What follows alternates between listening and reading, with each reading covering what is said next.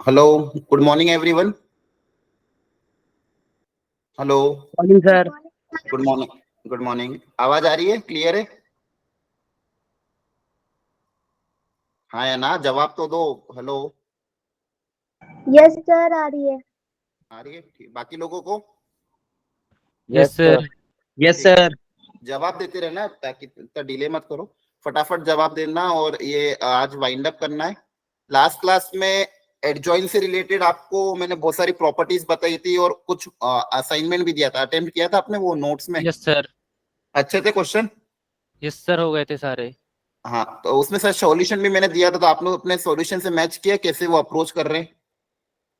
Sir same तरीका था उसमें भी। हाँ, मतलब जो सिखाया था वही था ना? Yes sir. ठीक है। तो देखो, ये एडजॉइन का क्वेश्चन इंपॉर्टेंट है, आना ही है। तो देखो, ये जो अपन ने डिटरमिनेंट मैट्रिक्स किया, 3 लेक्चर में इसको बांटा है। फर्स्ट लेक्चर में हमने पूरा बेसिक मैट्रिक्स के बारे में पढ़ा था, सारी properties, types of matrices, addition, subtraction, algebra. Second lecture में हमने पूरा एडजॉइन के बारे में डिटेल में देखा। आज के लेक्चर में थोड़ी डिटरमिनेंट की properties, inverse of a matrix, elementary transformation और सिस्टम ऑफ लीनियर इक्वेशन, ये चीज कवर करेंगे। तो आज आपका ये टॉपिक खत्म हो जाएगा। फिर मैं आपको इसके पीवाईक्यू दे दूंगा, तो आप वो एक बार ट्राई कर लेना। ठीक है? तो इस चैप्टर से मिनिमम एक क्वेश्चन और मैक्सिमम 2 क्वेश्चन तो आने ही, और एडवांस में तो काफी अच्छे लेवल पे आता। तो लेकिन मेंस में अब इतना हो सकता है कि आप अच्छे से इस चैप्टर का स्कोर कर सकते हो। ठीक है? बस प्रैक्टिस चाहिए, ज्यादा कुछ भी नहीं। तो एडजॉइन आई थिंक अब सबको क्लियर हो गया होगा। किसी को उसमें कोई डाउट तो नहीं है? बोलो। No sir. ठीक है, तो फटाफट आज देख लेते हैं। सबसे पहले प्रॉपर्टीज ऑफ डिटर्मिनेंट। ऑलरेडी कुछ प्रॉपर्टी आपको ध्यान में होगी, एक सेकेंड ना।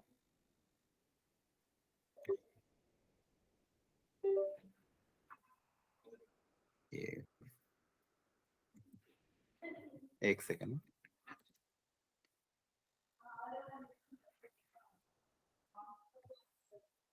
एक मिनट। हाँ, थोड़ा सा यहाँ पे इशू आ गया पेन टाइप में, एक सेकेंड।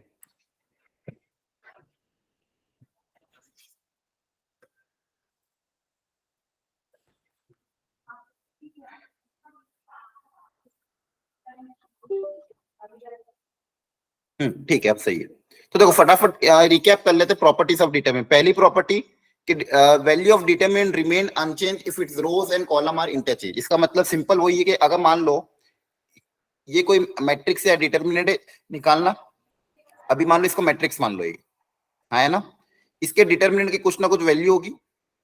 अगर मैं इसका ट्रांसपोज ले लूं, क्या लेना इसका अपन? ट्रांसपोज, उसका डिटरमिनेंट निकाले, तो क्या दोनों अलग अलग आएंगे या साइन चेंज होंगे या सेम रहेंगे? सेम रहेंगे। सेम रहेंगे, बस। तो यही बात यहाँ पे बोली कि अगर सारी रोज को सारे कॉलम के साथ आपस में इंटरचेंज कर दें और फिर भी डिटरमिनेंट निकाले, तो दोनों केस में वैल्यू आपकी डिटरमिनेंट की क्या आएगी? सेम आएगी। It is the property number 1। Now second property is what, कि अगर मान लो कोई दो रो को आपस में इंटरचेंज कर दें या कोई दो कॉलम को आपस में इंटरचेंज कर दे, जैसे मान लो कोई दो रो को आपस में इंटरचेंज कर दो या कोई दो कॉलम को आपस में इंटरचेंज कर दो, ये अगर ऑपरेशन में लगाता हूं, इससे फर्क क्या पड़ जाएगा? नेगेटिव साइन आ नेगेटिव जाएगा। साइन वेरी आएगा। गुड, नेगेटिव साइन आ जाएगा। मतलब जो पहले डिटरमिनेंट की वैल्यू थी उसमें क्या आ जाएगा? नेगेटिव साइन आ जाएगा, है ना? जैसे मान लो पहले डिटरमिनेंट की वैल्यू अगर 5 आ रही थी, बाद में वैल्यू कितनी आ जाएगी? -5। क्लियर है? Yes sir. ठीक है। तो ये सारी प्रॉपर्टी जो तो हमको ध्यान रखनी है, कुछ बेसिक प्रॉपर्टी जिसको हम अप्लाई करेंगे एलिमेंट्री रो ट्रांसफॉर्मेशन में। थर्ड प्रॉपर्टी क्या बोली गई है कि if any two rows are identical और एनी टू, देखो अगर रोज बोल रहा हूं तो उसके मतलब अपना कॉलम के साथ भी वो एप्लीकेबल है। तो क्या बोला गया? अगर कोई दो रो आपस में आइडेंटिकल है या फिर दो कॉलम आपस में आइडेंटिकल है, तो उस केस में उसकी डिटरमिनेंट की वैल्यू क्या होगी? 0। 0। राइट? जैसे मान लो ये 2 3 0, यहाँ पे आप देखोगे रो 1 और रो 3 आइडेंटिकल है, तो डायरेक्टली इसका आंसर आप क्या लिख दोगे? 0। कोई दो कॉलम आपको आइडेंटिकल दिख गए तो भी आप डायरेक्टली डिटरमिनेंट की वैल्यू क्या लिख दोगे? 0, है ना? 0। ठीक है, ये प्रॉपर्टी नंबर 3 हो गई। Property number 4, if all the element of a row is multiplied by a k, then the determinant value is multiplied by k। मतलब जैसे मान लो कोई डिटरमिनेंट है 1 3 5 1 2 1 6 2 1, अगर इसको मैं मान लो 3 से मल्टीप्लाई कर दूं तो क्या होगा? किसी एक रो या किसी एक कॉलम में मल्टीप्लाई हो जाएगा। 3 से मल्टीप्लाई करने पे कोई एक रो या कोई एक कॉलम ही मल्टीप्लाई होगा, सारे एलिमेंट मल्टीप्लाई नहीं होंगे। सारे एलिमेंट कहाँ पे मल्टीप्लाई होते हैं? मैट्रिक्स में। हाँ, मैट्रिक्स में। अगर मैट्रिक्स में होता तो सारे एलिमेंट मल्टीप्लाई करते थे। अभी यहाँ पे क्या होगा? कोई एक रो या कोई एक कॉलम ही मल्टीप्लाई होगा, ये हमको ऑलरेडी क्लियर है। आप चाहो तो किसी भी एक रो को या किसी भी एक कॉलम को मल्टीप्लाई कर दो, बाकी सब चीजें ऐसी कैसी रहेगी। तो ये चीज ध्यान रखना, दोनों में अंतर है। और आपको मैंने बताया, जैसे मान लो कोई मैट्रिक्स 3 है, इसका अगर मैं डिटर्मिनेंट निकालूंगा और अब 3 बाहर निकालना, तो 3 बाहर बन के किससे आएगा? NA 3 की पावर Cube. 3 3 की पावर 3 वेरी गुड, या 3 की power n where n is the order. हाँ है ना, यहाँ पे अगर कुछ Yes, भी हो sir. 6 हो 5 हो कुछ भी हो, बस उसके पावर बन के वो क्या आएगा? बाहर आएगा। ऑर्डर 3 की पावर n या फिर 6 की पावर n या k की पावर n बन के वो बाहर आएगा, तो ध्यान रखना। क्लियर है? और अगर आपको कॉमन भी लेना है, अंदर से अगर डिटरमिनेंट से कॉमन लेना, तो किसी एक रो या किसी एक कॉलम से एक बार में कॉमन आएगा। इसलिए यहाँ पे क्या बोला कि जब सब मल्टीप्लाई होगा तो 3 बार कॉमन आएगा, इसलिए 6 की पावर 3 कॉमन आ रहा है। ना नेक्स्ट प्रॉपर्टी नंबर 5 के, अगर मान लो इस तरह से दिया हो तो आप इसको सम के टर्म्स में तोड़ सकते हो। जैसे मान लो कोई एक रो या कोई एक कॉलम 2 के सम में अगर टूट रहा है, तो इसका आंसर क्या हो जाएगा?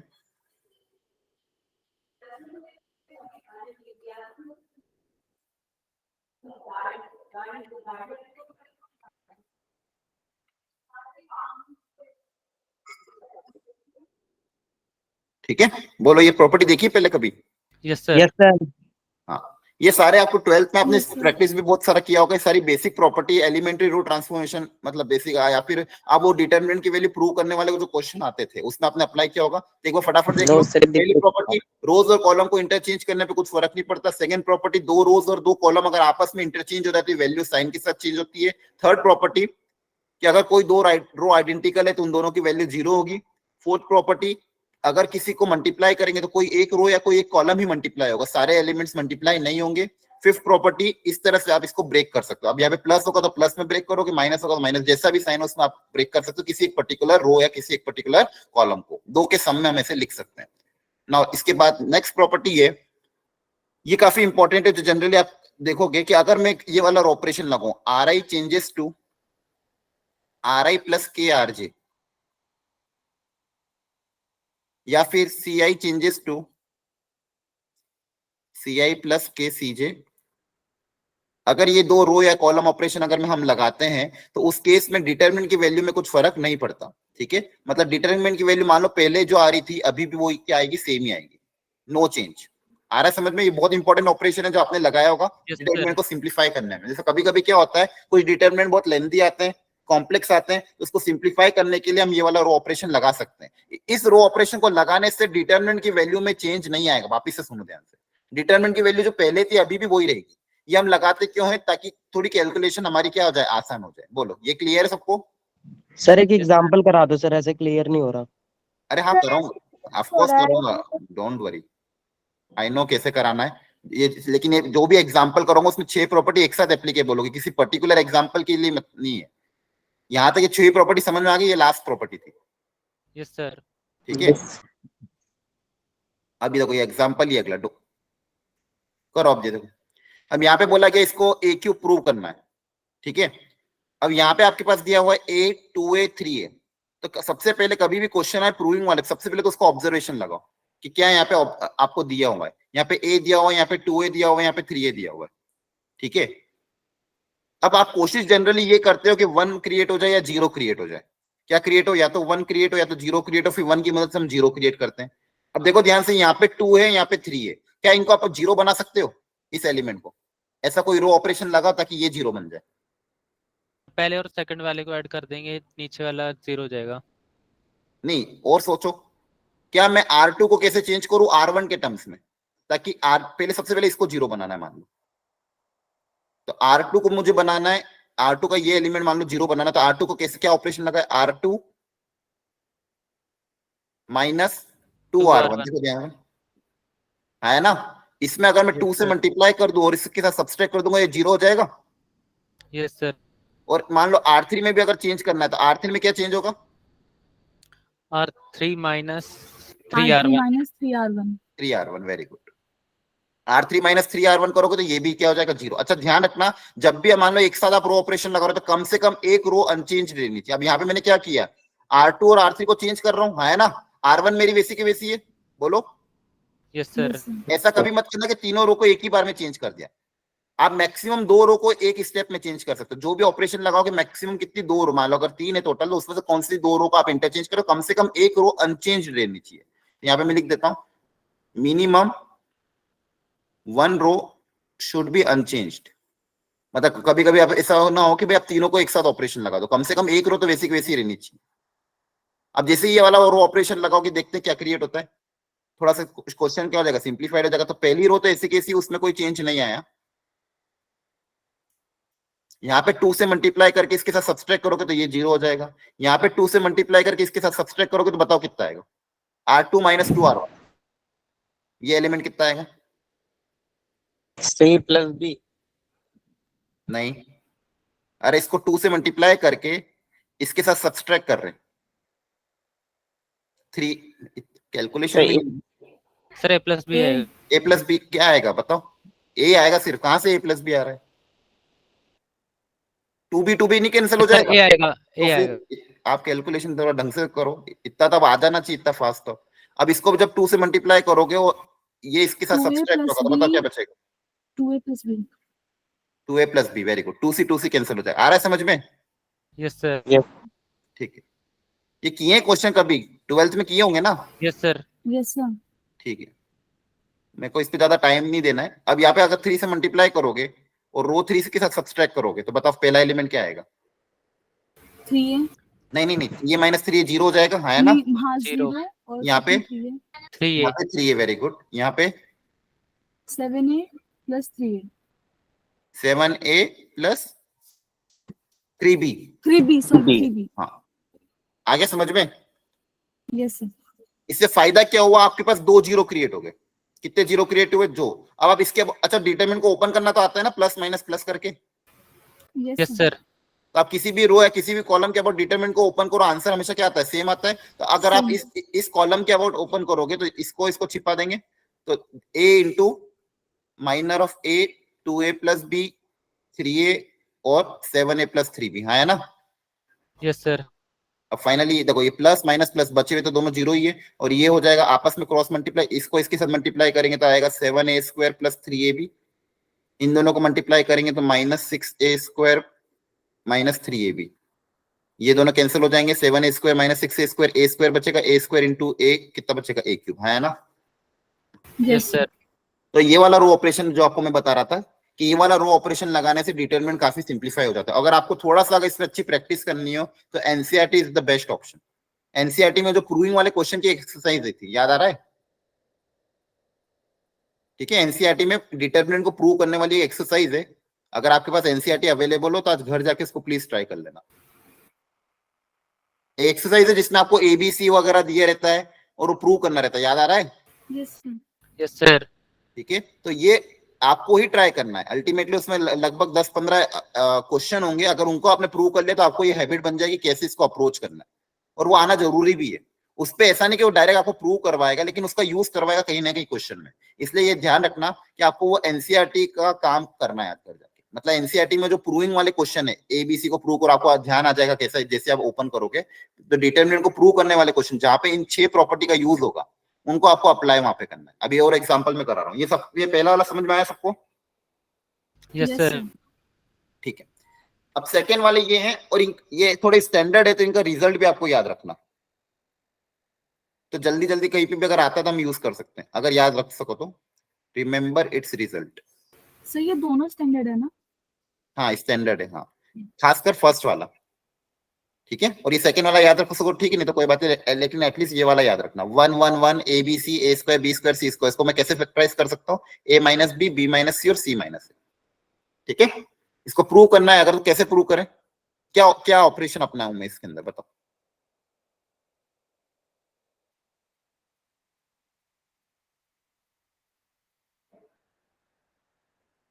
कॉलम चेंज करेंगे, कॉलम 1 माइनस कॉलम 2।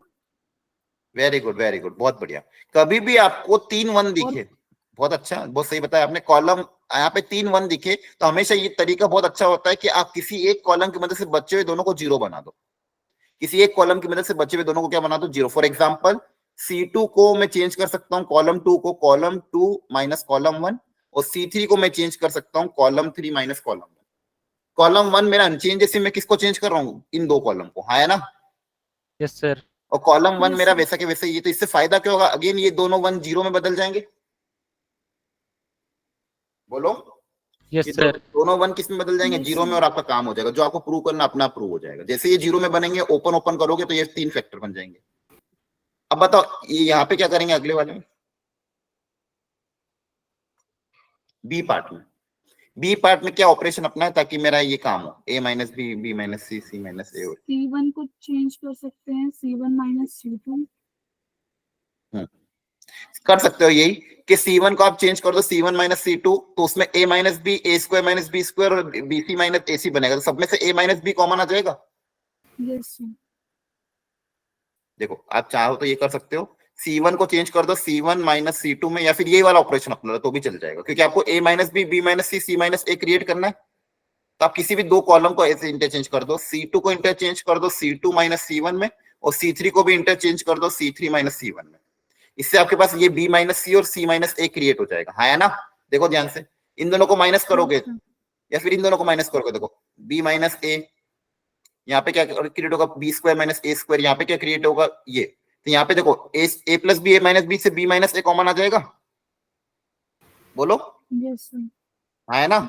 यहाँ पे c कॉमन लोगे तो क्या माने, b माइनस ए कॉमन, तो तीनों से इस पूरी रो में से, इस पूरे कॉलम में से b माइनस ए कॉमन आएगा, यहाँ से पूरा c माइनस ए कॉमन आएगा, तो आपके पास दो दो ब्रैकेट बन जाएंगे, b माइनस ए कॉमन आएगा, एक c माइनस ए कॉमन आएगा। यहाँ पे क्या बचेगा आपके पास, यहाँ बचेगा ए स्क्वायर बी सी, यहाँ आपके पास बचेगा 1 b प्लस ए सी, यहाँ बचेगा 1, ये बचेगा c प्लस ए, और ये बचेगा कितना, बी बचेगा। हाँ सर C2 अब देखो अगेन यहाँ पे दो सर C2 हाँ, माइनस C1 करने से तो B माइनस से कॉमन निकलेगा ना, हम लोग C1 माइनस C2 नहीं कर सकते, उससे कर A सकते हो minus C1 B minus common C2, निकलेगा। तो इसमें से माइनस कॉमन लेना, बात एक ही है। आप माइनस कॉमन लोगे तो अपना वो क्रिएट हो जाएगा, बी माइनस ए निकालो, ए माइनस बी निकालो, एक ही बात है। मैं एक रो को अनचेंज रख रहा हूँ, आप चाहो तो किसी एक रो इनको कर सकते हो, उससे कुछ फर्क नहीं पड़ेगा। आप इसमें तो माइनस कॉमन निकालोगे तो वो अपने आप क्रिएट हो जाएगा। क्लियर है।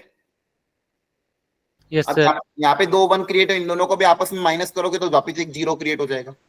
ठीक है, सब्सट्रैक्ट कर देना, इस कॉलम को इस कॉलम से क्या कर देना, सब्सट्रैक्ट, तो एक और 0 क्रिएट हो जाएगा, वापस कॉमन निकाल लेना, तो आपके पास जो जो सारे टर्म है यहाँ पे b माइनस सी भी क्रिएट हो जाएगा।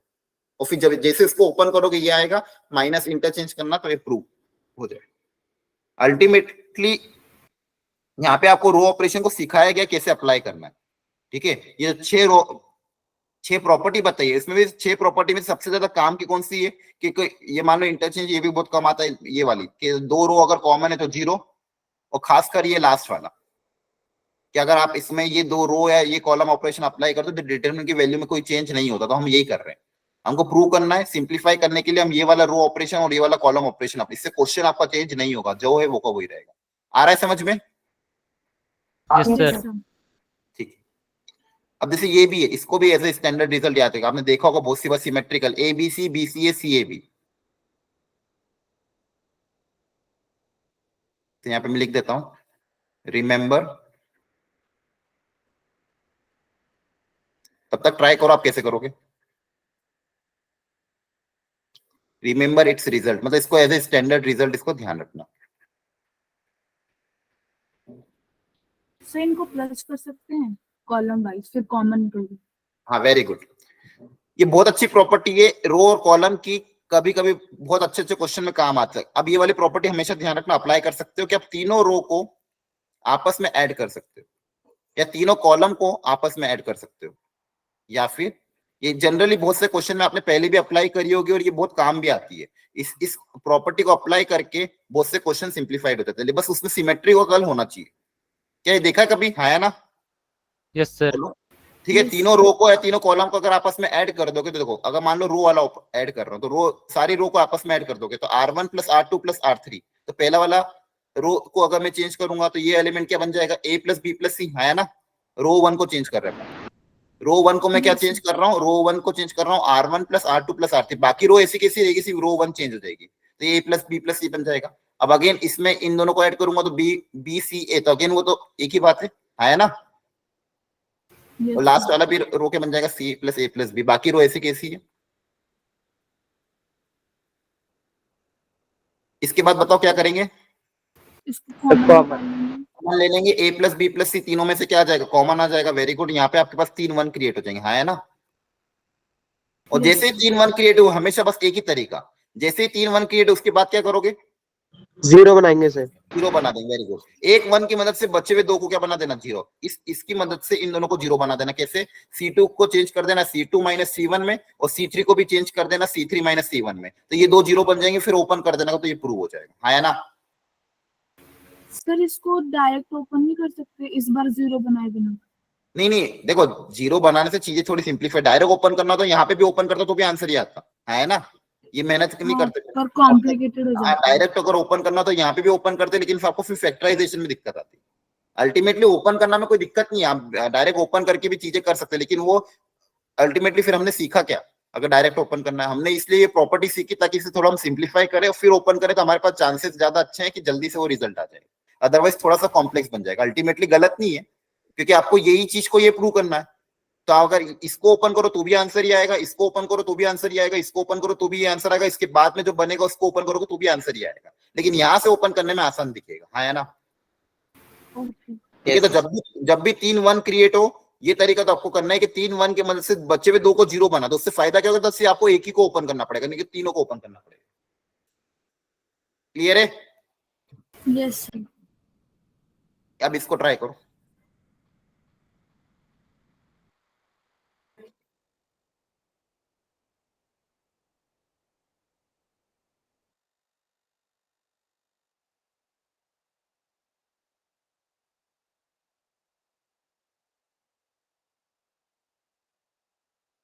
सर फर्स्ट वाले में तो रो को जीरो करेंगे।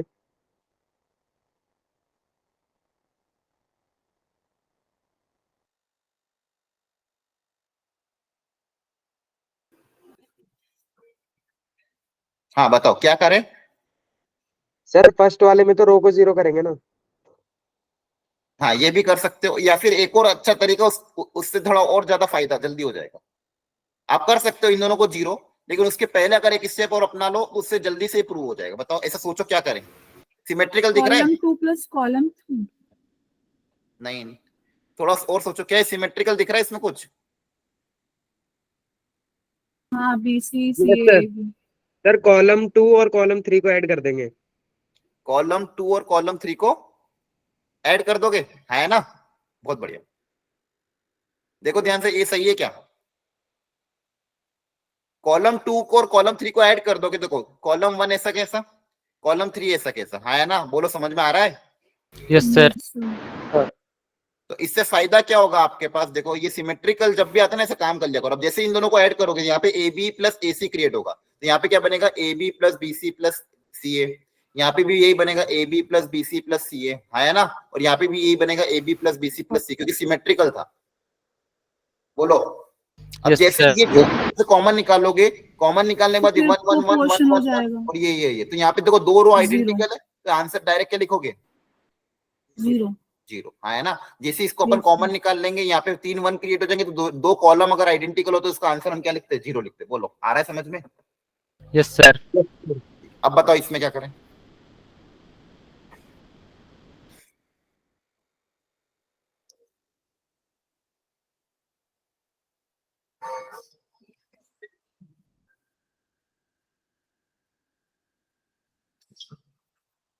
अब इसमें सर थोड़ा सा हम पड़ा। इसमें अंदर मल्टीप्लाई कर सकते हैं ताकि बीच वाला जो कॉलम है वो ABC ABC ABC बन जाए। अगर मान लो आप किसी चीज से मल्टीप्लाई करो तो बाहर डिवाइड करो, तो किसको मल्टीप्लाई करोगे आप? 1/ABC बाहर डिवाइड करेंगे और अंदर कॉलम क्या कहते हैं, रो 1 में A, रो 2 में B और रो C में C। इसमें अगर आप a मल्टीप्लाई करोगे, इसमें b मल्टीप्लाई करना चाहते हो, इसमें c मल्टीप्लाई करना चाहते हो, तो आप अगर एक रो में a मल्टीप्लाई करो तो बाहर a से डिवाइड करना पड़ेगा, b से और c से डिवाइड करना पड़ेगा।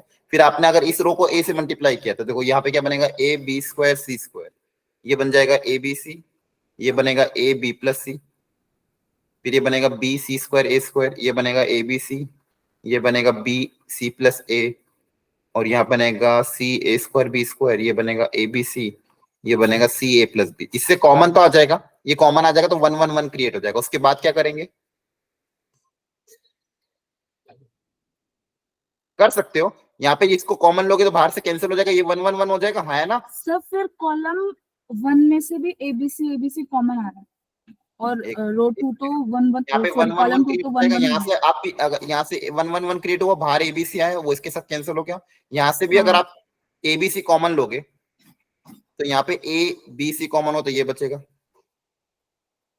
क्या बचेगा फिर अब आपके पास फाइनली ए बी सी बाहर कॉमन आ जाएगा, यहाँ बचेगा B C C A B 1 1 1 और ये ए बी प्लस सी और ये बताओ आप क्या करेंगे।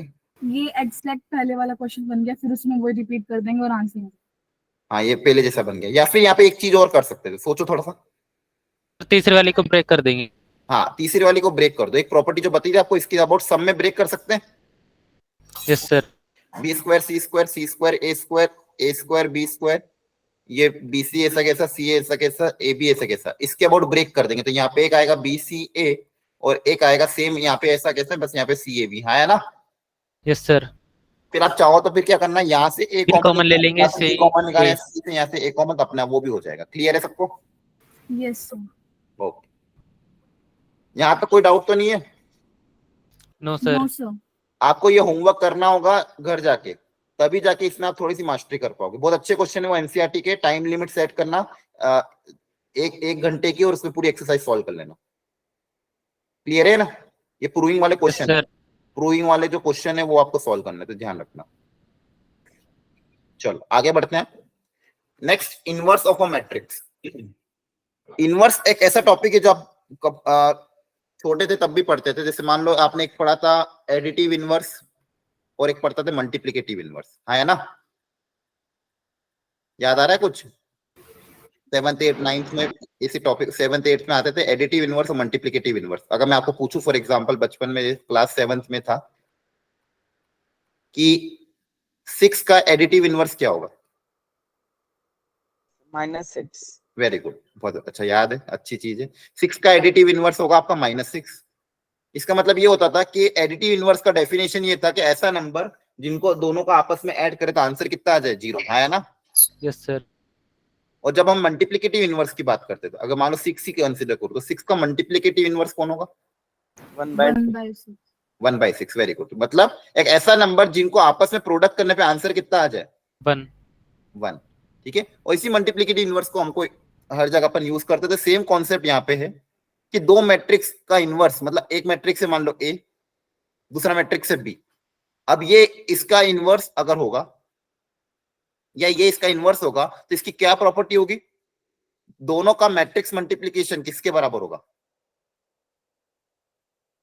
बोलो, आई के बराबर। जैसे यहाँ पे 1 होता ना इनवर्स आई, अब यहाँ पे आई तो अपन बोल 1 तो बोल नहीं सकते क्योंकि दो मैट्रिक्स मल्टीप्लिकेशन से एक मैट्रिक्स मिलेगा, और 1 की जगह हम क्या यूज करते हैं? आइडेंटिटी मैट्रिक्स, है ना? Yes yes sir. ठीक है, तो दो मैट्रिक्स एक दूसरे के इनवर्स अगर है तो कैसे, उसमें क्या प्रॉपर्टी होगी कि ए बी की वैल्यू क्या होगी? आई के बराबर। बोलो, है ना? Yes sir. ठीक है, अच्छा क्या बी ए बी आई के बराबर होगा? Yes sir. हाँ, अगर वो एक दूसरे के इनवर्स है तो चाहे ए इंटू बी करो या बी इंटू ए करो, दोनों की वैल्यू क्या आएगी? आइडेंटिटी मैट्रिक्स आई के बराबर, है ना? Yes sir.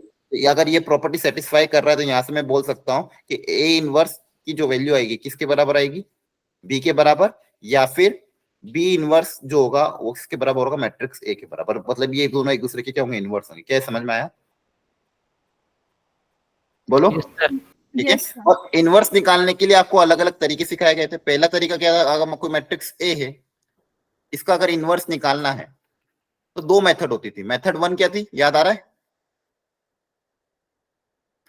बोलो, मेथड 1 थी by elementary row transformation.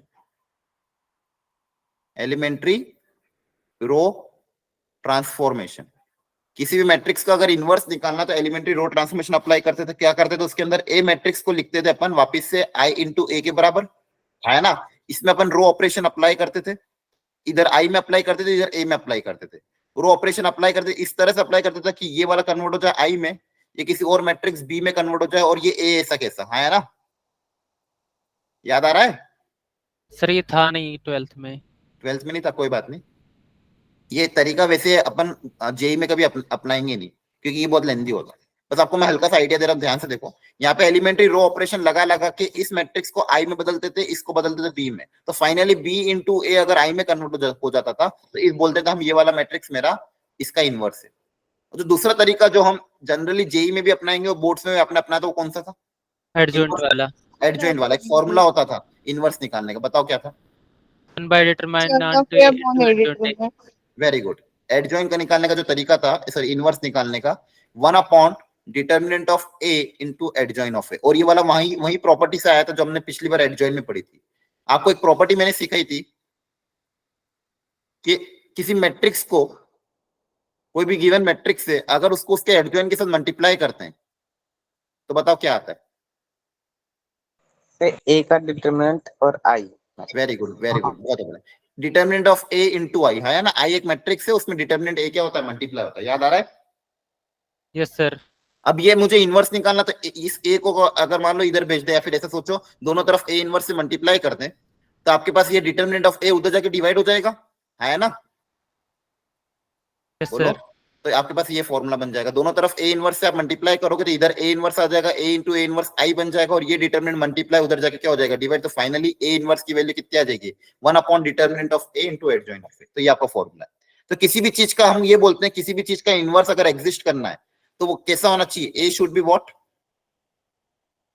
Singular matrix के non singular? Non singular. Non singular. Non singular मतलब जिसका डिटर्मिनेंट क्या होना चाहिए? Non zero. Not equal to zero. Not equal to zero. Very good. क्योंकि अगर डिटर्मिनेंट अगर यही जीरो हो गया तो ये डिफाइंड ही नहीं करेगा, है ना? क्या हो जाएगा? Not defined. तो किसी का भी अगर इनवर्स निकालना है तो उसका डिटर्मिनेंट क्या होना चाहिए? Non zero. याद आ रहा है? Yes sir. तो फाइनली समराइज कर देता हूं मैं कि पहली चीज, कोई भी दो मैट्रिक्स एक दूसरे के अगर इनवर्स है तो ए इंटू बी आपस में प्रोडक्ट कितना होगा? आइडेंटिटी मैट्रिक्स के बराबर। तो यहां से मैं बोल सकता हूँ ए इनवर्स जो होगा वो मेरा बी के बराबर होगा। सेकेंडली, अगर ए का इनवर्स निकालना है, ये तभी एग्जिस्ट करेगा if and only if determinant of A कितना होना चाहिए? नॉन जीरो होना चाहिए, है ना? Yes sir. और ए इनवर्स निकालने का जो फॉर्मूला है वो ये है, 1 upon determinant of A into adjoint of A. यहां तक क्लियर है सबको? Yes sir. Yes sir. अभी इसकी प्रॉपर्टीज कुछ पढ़ लेते हैं, इंपॉर्टेंट प्रॉपर्टीज जो क्वेश्चन सॉल्विंग में हमको काम आएंगे। ठीक है, जैसे एडजॉइंट में आपने प्रॉपर्टीज पढ़ी थी, वैसे यहाँ पे भी कुछ प्रॉपर्टीज है जो आपको ध्यान रखनी है। पहली प्रॉपर्टी कि इनवर्स का वापस इनवर्स निकालोगे तो वो खुद ही मैट्रिक्स आ जाएगा। मान लो कोई मैट्रिक्स ए, इसका आपने इनवर्स निकाला फॉर्मूला अप्लाई करके, ये कोई ना कोई एक मैट्रिक्स बना, मान लो बी, उसका वापस इनवर्स निकाला तो वापस वो किसके बराबर आ जाएगा? ओरिजिनल मैट्रिक्स ए के बराबर, है ना? Yes sir. जैसे ट्रांसपोज में होता था, ट्रांसपोज को दो बार लोगे तो खुद ही वापस बन जाता है। First property. Second property, determinant of A inverse is 1 upon determinant of A. काफी इंपॉर्टेंट है कि अगर कोई मैट्रिक्स से ए इनवर्स, उसका डिटर्मिनेंट आपको निकालना है, तो इनवर्स निकाल के डिटर्मिनेंट ना निकालो, इससे अच्छा क्या करो, ए का डिटर्मिनेंट निकाल लो और उसका उल्टा कर दो, है ना? बोलो। फॉर एग्जांपल कोई मैट्रिक्स से ए,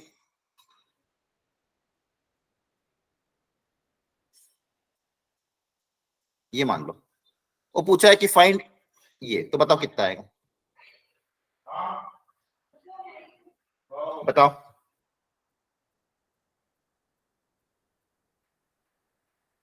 हेलो, बताओ।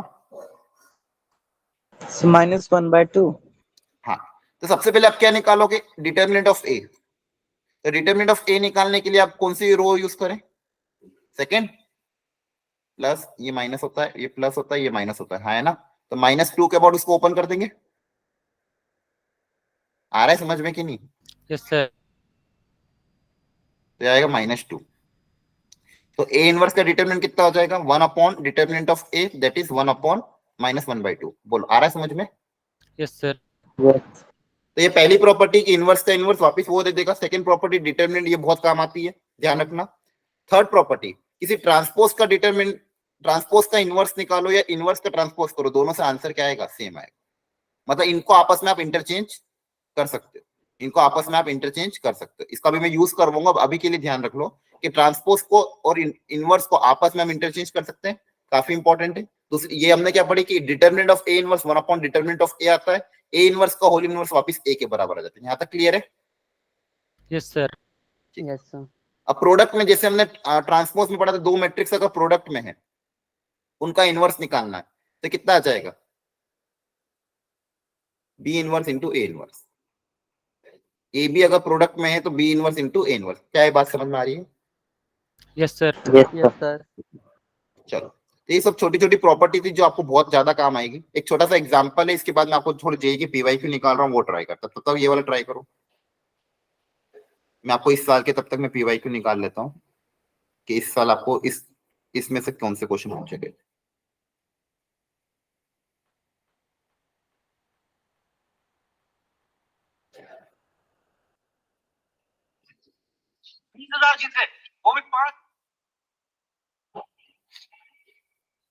यहाँ पे बोला A is a non-singular matrix such that A into A transpose equal to A transpose into L। 2014 में आया था जेई में। A into A transpose जो है वो A transpose into A के बराबर है। पहली चीज, ये आपस में बराबर है, मतलब बेसिकली ये मैट्रिक्स कम्यूटेटिव है। और बोला गया B is equal to A inverse into A transpose, ये दिया हुआ। तो आपको बोला कि B into B transpose simplification के बाद कितना आएगा। देखो आ रहा है क्या, चेक करो क्या आ रहा है।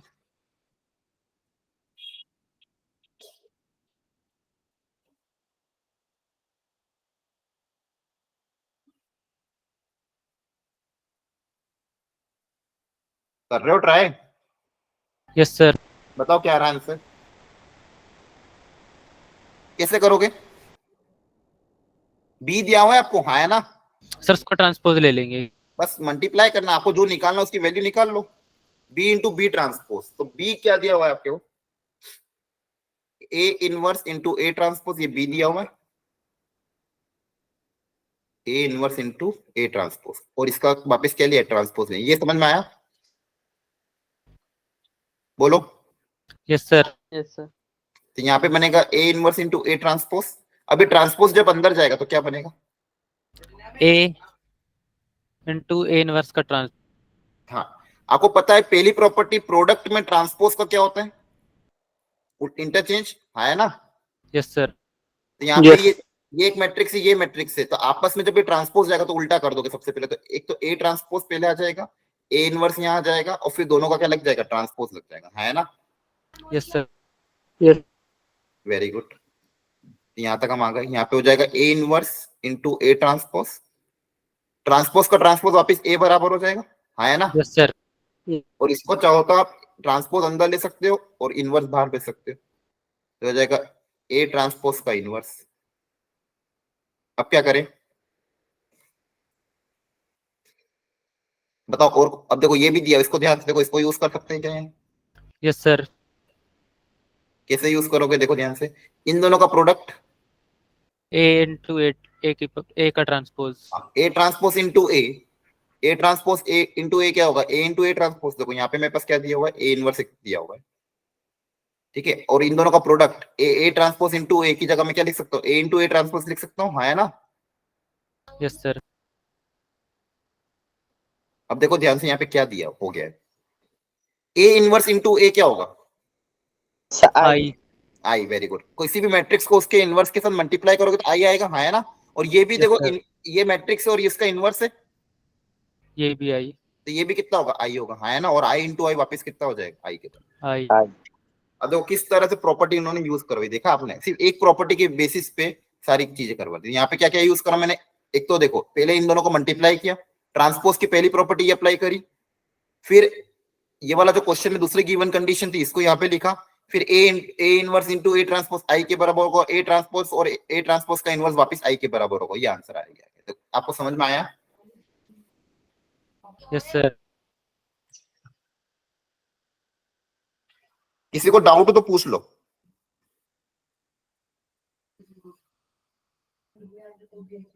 बोलो,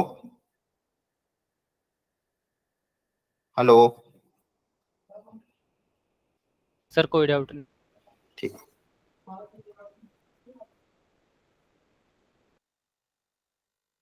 चलो एक और जेई का क्वेश्चन कराता हूँ।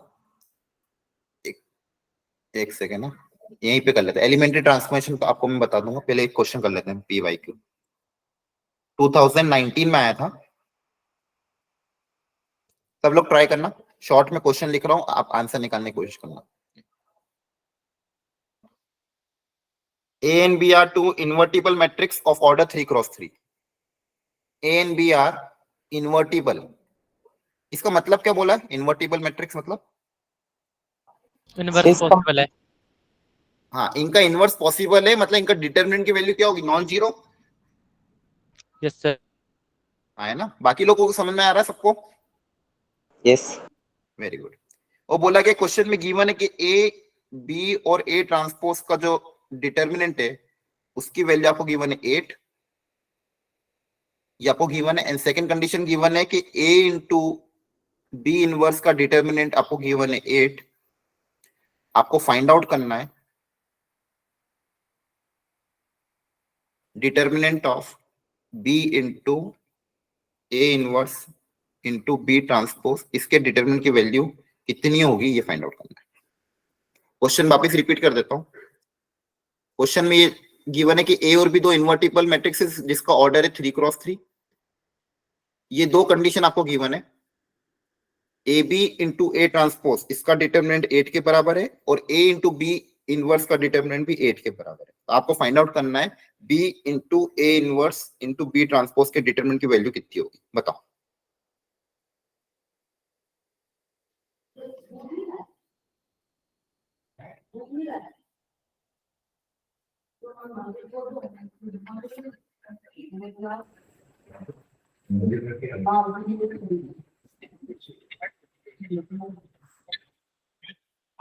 कर रहे हो ट्राई?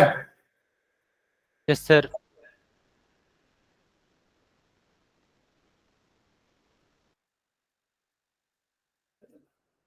लगाओ प्रॉपर्टीज, सोचो कौन कौन सी अप्लाई होगी।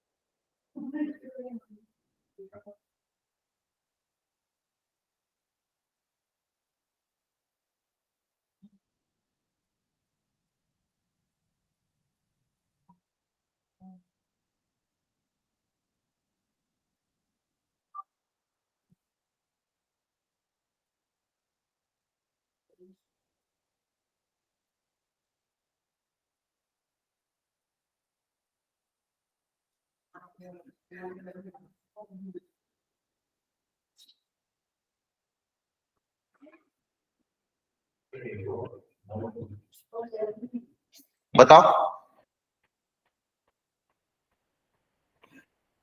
सर नहीं हुआ। नहीं हुआ। और किसी से हुआ?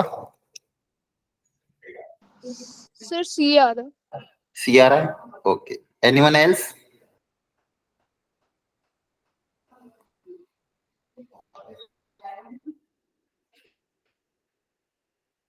बोलो। Sir, 2 minutes. हाँ, करो करो। बाकी लोग भी दिमाग लगाओ थोड़ा और। डिटरमिनेंट प्रोडक्ट पे अलग अलग हो जाते हैं। पहली प्रॉपर्टी, यहाँ प्रॉपर्टी लिख देता हूँ, सोचो कौन सी लग रही है।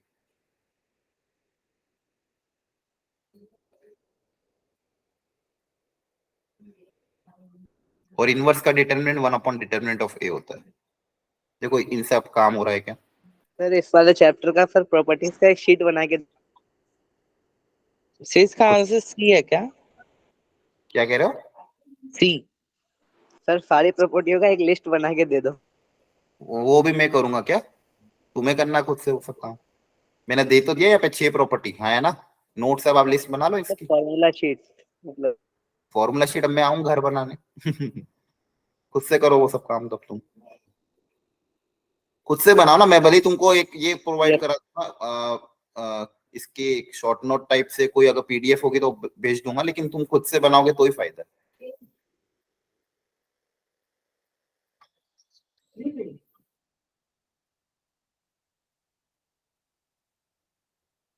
करा ट्राई सर जल्दी। सी आ रहा है। नहीं आ रहा सर।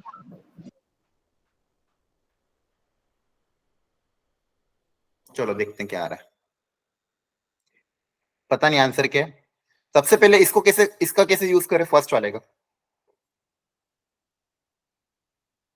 बोलो। अलग अलग कर दे। यस। यस। तो इससे मेरे पास आएगा determinant of A, determinant of B, determinant of A transpose. हाँ है ना? यस अब क्या करें? अच्छा, डिटर्मिनेंट ऑफ ए और डिटर्मिनेंट ऑफ ए ट्रांसपोज क्या अलग अलग है? सेम है। सेम है। हाँ है ना? तो बताओ कि तुम मुझे क्यों करवा रहे हो? इन दोनों की वैल्यू क्या होगी? सेम होगी। हाँ है ना? Yes sir. तो ये हो जाएगा determinant of A into determinant of A, मतलब डिटर्मिनेंट ऑफ ए का whole square into B equal to 8। है ना? यहाँ तक सही है क्या? कोई गलती तो नहीं करी मैंने? No sir. ठीक है, चेक कर लेना कहीं मिस्टेक हो तो। अब सेकेंड वाला कैसे अप्लाई करें? अगेन इसको ओपन कर दें, यस इसको अलग अलग कर दोगे, ये भी 8 के बराबर। तो यहाँ से determinant of A into 1 upon determinant of B equal to 8। तो determinant of A upon determinant of B का जो रेशियो है वो 8 के बराबर आ गया। हाँ है ना? ये दो इक्वेशन, बोलो यहाँ तक समझ में आया?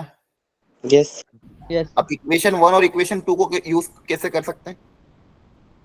ये दो कांस्टेंट है ना? हाँ बताओ क्या करें इन दोनों इक्वेशन को? मल्टीप्लाई करते। मल्टीप्लाई कर दो बस। 1 और 2 को अगर आपस में मल्टीप्लाई कर दोगे तो देखो ये determinant of B, determinant of B cancel हो जाएगा। Yes sir. क्या बचेगा? डिटर्मिनेंट ऑफ ए का होल क्यूब इक्वल टू 8 8 64। है ना? सही किया है क्या? Yes sir. Yes yes sir यहाँ से डिटर्मिनेंट ऑफ ए की वैल्यू कितनी आ जाएगी? 4। 4 आ जाएगी। देखो यहाँ पे मैंने ऐसा कुछ किया कि नया जो आप नहीं कर सकते थे, अलग अलग किया, दो इक्वेशन बनी और क्लियरली दिख लिया कि यहाँ पे इनका प्रोडक्ट मेरा काम बना रहा है। अब जो भी पूछा हो, क्या पूछा है इसको अब सोचते हैं, जिसके अब इसमें ये पूछा है, कुछ भी पूछा हो। अच्छा, डिटरमिनेंट ऑफ ए आ गया, बी कैसे निकालेंगे? लिपुट कर कोई देंगे। भी इक्वेशन में डाल देंगे। हाँ, इस इक्वेशन में 4 डालोगे तो ये उधर चल जाएगा, तो 4/8 1/2 आ जाएगा। तो इसकी वैल्यू 1/2 आ गई। अब यहाँ पे इसकी वैल्यू निकालनी है तो इन दोनों को अलग अलग कर देंगे सबको। तो determinant of B, determinant of A inverse into determinant of B transpose, इसकी वैल्यू पता करनी है। अब सबकी वैल्यू पुटअप कर दो। हाँ है ना? डिटर्मिनेंट ऑफ बी की जगह आ जाएगा 1/2, ये 1 upon determinant of A that is 1/4, और ये वापिस 1/2, तो कितना आ जाएगा? 1/16। वेरी गुड, 1/16 हो गया। अभी 2019 में ऐसे ही क्वेश्चन आए थे एक बार, और क्लियर हुआ। तो यहाँ पे सब में क्या अप्लाई हो रही है? प्रॉपर्टी अप्लाई हो रही है। तो आपको थोड़ी सी प्रॉपर्टी जो बताई मैंने इधर, इसकी 4 प्रॉपर्टी बताई है और उसके वो बताई। बोलो क्लियर हुआ है? Yes sir. ठीक है, तो इस पे थोड़े से क्वेश्चन और मैं आपको दूंगा कि जिनको आप थोड़ी प्रैक्टिस कर सको, तो उनको थोड़ी कोशिश करना कि आप इनको अच्छे से ट्राई करो। यहाँ तक कोई डाउट तो नहीं किसी को? ठीक, चलो एक ट्राई और कर लेते हैं। थोड़ा सा टफ है लेकिन आप कोशिश करोगे तो हो जाएगा।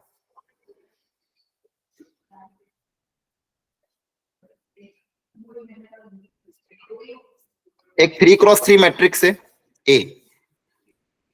ए क्या है? एक इन्वर्टिबल मैट्रिक्स है, ऑर्डर 3x3। ध्यान से सुनना। और 4 ऑप्शन दिए गए हैं। Option number A, adjoint of A equal to determinant of A into A inverse. Option number B, adjoint of adjoint A determinant of A into A के बराबर। Option number C, adjoint of adjoint A equal to determinant of A का whole square into adjoint of A का इनवर्स। Option number D, adjoint of adjoint A equal to determinant of A into adjoint of A का inverse. ये 4 option आपको दिए हैं। आपको पूछा है कि इसमें से कौन सा इनकरेक्ट है। Not always true. करो try. Which of the following option is not always true?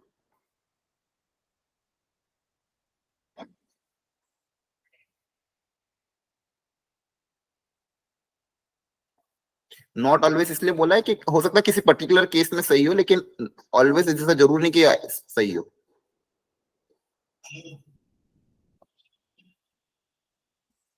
सोचो जरा। अब देखो यहाँ पे एडजॉइन और इनवर्स दोनों को मिक्स कर दिया है इस क्वेश्चन में।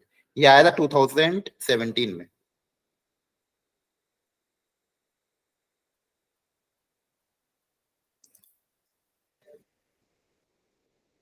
सर बाय लॉजिक सी और डी कभी एक साथ तो ट्रू हो ही नहीं सकते। हाँ बोल सकते हो, तो या तो दोनों में से कोई एक गलत होगा।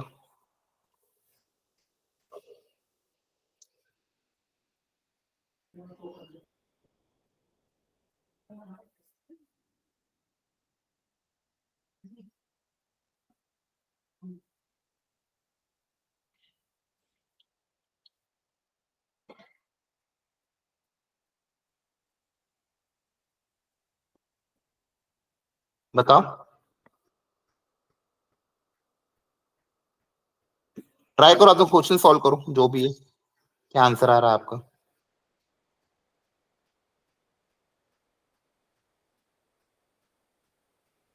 अच्छा, आज ये आपकी ये राखी वगैरह कब बना रहे हो? कल। कल है ना, ठीक है। इसलिए आज मैंने क्लास रख दी, कोई दिक्कत तो नहीं? दोपहर में क्लास आपकी 3? नो सर, कोई सर। दिक्कत नहीं। नहीं सर। ठीक है, हम भी कल ही बनाएंगे, इसलिए आज क्लास रख दी। बाकी ऑफिशियल हॉलीडे आज है, सारे टीचर्स का हॉलीडे था आज, लेकिन वो सब मान गए कि नहीं सर ले लेंगे, कोई दिक्कत नहीं, ताकि कल कल तो छुट्टी तो नहीं चाहिए कि चाहिए? नहीं चाहिए सर कल चाहिए। कल कब बनाओगे? सुबह बनाते हो कि इवनिंग में, कि आफ्टरनून में? सर सुबह। सुबह बनाते हो, सुबह ही है क्या?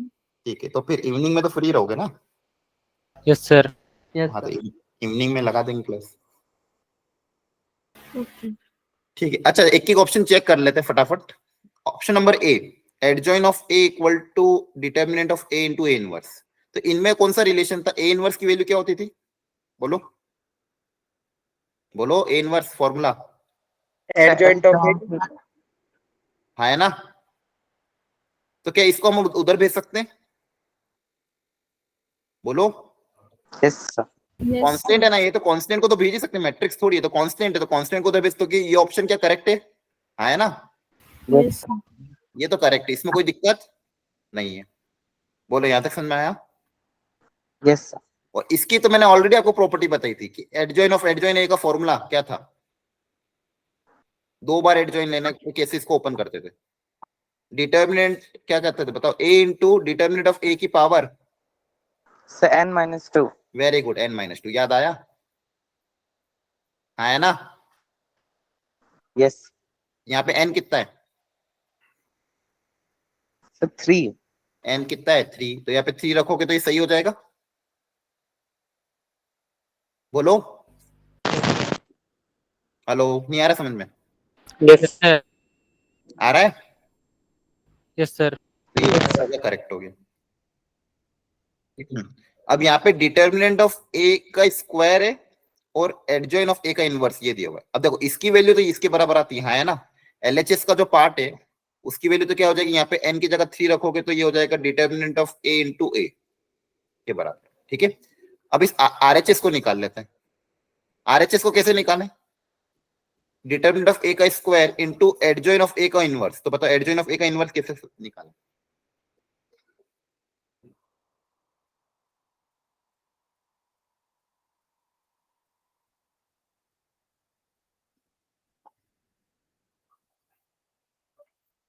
बोलो सर फर्स्ट वाले से निकाल सकते हैं, कैसे? रेसिप्रोकल कर देंगे 1/। हाँ, एडजॉइन एडजॉइन ऑफ ए की जगह में क्या लिख सकता हूँ? Determinant of A into A inverse, है ना? यस और उसका वापस क्या दिया हुआ है? Whole inverse. बोलो, ये समझ में आया? Yes sir. अब ये तो एक कांस्टेंट है, ये तो क्या है? एक कांस्टेंट, और उसके साथ ए इनवर्स मल्टीप्लाई का होल इनवर्स कर दिया है।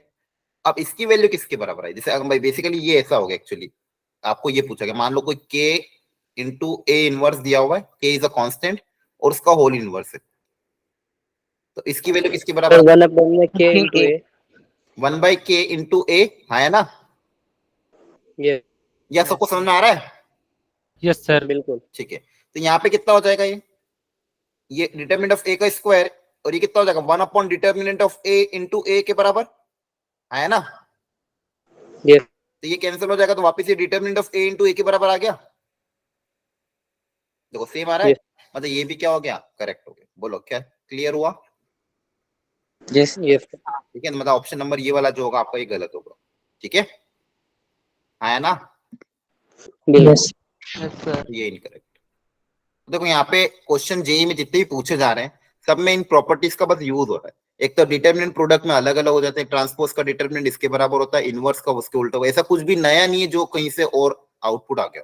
मतलब बेसिकली आपके पास टूल्स इतने ही है, इनवर्स की प्रॉपर्टी, एडजॉइन की प्रॉपर्टी और ये डिटर्मिनेंट की प्रॉपर्टी, इनको मिक्स करके क्वेश्चन कन्वर्ट किए जा रहे हैं। और ये तभी आपका स्ट्रॉन्ग होगा। पहली बात, सारी प्रॉपर्टी आपको बाय हार्ट याद होनी चाहिए, तो उनको एक पेज पे नोट्स में उतार लेना, अच्छे से याद कर लेना और फिर इनके प्रैक्टिस करना क्वेश्चन को। क्लियर है सबको? Yes. और देखो, तो आज के लेक्चर में अपन ने जो दो चीजें सीखी, एक तो क्या देखा अपन ने कि ये जो डिटरमिनेंट की प्रॉपर्टीज है ये क्या होती है, और इनके प्रूविंग वाले क्वेश्चन आपको एनसीईआरटी एक बार ऊपर से देख लेना, उसको लगाने की कोशिश कर लेना। सेकंड, कुछ स्टैंडर्ड रिजल्ट है, इनको याद रख लेना। थर्ड, इनवर्स की जो प्रॉपर्टीज है, इनवर्स निकालना आना जरूरी नहीं है, मतलब इनवर्स का फॉर्मूला पता होना चाहिए, A inverse equal to 1 upon determinant of into adjoint of A, क्योंकि अल्टीमेटली जेई में जो क्वेश्चन आएगा वो सब प्रॉपर्टी पे बेस्ड आएगा। ठीक है, है ना? Yes. इनवर्स निकालना आपको यहाँ पे काम देगा इस टॉपिक में, system of linear equation using matrix. मतलब यहाँ पे आपका जो इनवर्स है उसका यूज होगा, मतलब ए इनवर्स का आप यहाँ पे यूज करोगे। अब ये कॉन्सेप्ट अपन नेक्स्ट क्लास में कवर करेंगे, आज नहीं हो पाएगा इतना। ठीक है, ओके। तो अभी मैं आपको इसके होमवर्क दे दूंगा, तो आप इसको ट्राई कर लेना। अब बस यही टॉपिक अपना बच रहा है last, system of linear equation. ठीक है, 3 इक्वेशन को सॉल्व करने का क्या तरीका होता है, थोड़ा बहुत तो ध्यान होगा, याद आ रहा है आपको कैसे सॉल्व करते थे? Yes sir. ठीक है, तो इन 3 इक्वेशन को सॉल्व करना सीखेंगे, टाइप्स ऑफ सॉल्यूशन, कितने सॉल्यूशन होते हैं वो निकालना सीखेंगे, और लेले हैमिल्टन थ्योरम, ये 3 कॉन्सेप्ट बाकी जो अगले लेक्चर में कवर हो। ठीक है, चलो। तो अभी मैं आपको ये नोट्स भेज दूंगा और इसका होमवर्क भेज दूंगा, वो घर पे अच्छे से ट्राई कर लेना। और आफ्टरनून में आपका जो क्लास का शेड्यूल है वो ऑलरेडी भेज चुका हूँ, तो उसको आप देख लेना अच्छे से। क्लियर है? अच्छा, इस बार का पेपर कैसा गया था? हेलो, ठीक गया था फिर। ठीक गया था पेपर, वैसे अच्छा था। अगर आप देखोगे क्वाड्रेटिक के क्वेश्चन काफी अच्छे डाले थे। आपने सॉल्यूशन से इसको वापस रीट्राई किया? Yes sir. Yes, sir. ठीक है, एक आज और एक बार देख लेना, पेपर में मैथ्स का अपना डिस्कशन रह गया। इनकेस अगर कोई क्वेश्चन ऐसा हो जो आपको लग रहा है नहीं आ रहा, तो कल वाली क्लास में या परसों फ्राइडे को पूछ लेना। कल हो सकता है मैं क्लास ना लूं, बाकी टीचर्स लेंगे, क्योंकि कल मेरे यहाँ थोड़ा सा वो प्रोग्राम है, तो हो सकता है आपकी मैं कल 2 फिजिक्स की और केमिस्ट्री की क्लास लगवा दूं। लेकिन आप अगर कोई डाउट हो उस पेपर में तो कल पूछ लेना। क्लियर है? Yes sir. बाकी वो पेपर काफी अच्छा था, उसके क्वेश्चन बहुत इंपॉर्टेंट है, कुछ कॉन्सेप्चुअल क्वेश्चन बहुत अच्छे थे, उनको अपने नोट्स में भी आप उतार सकते हो, तो ध्यान रखना। ओके, ठीक है, thank you. Thank you sir. Sir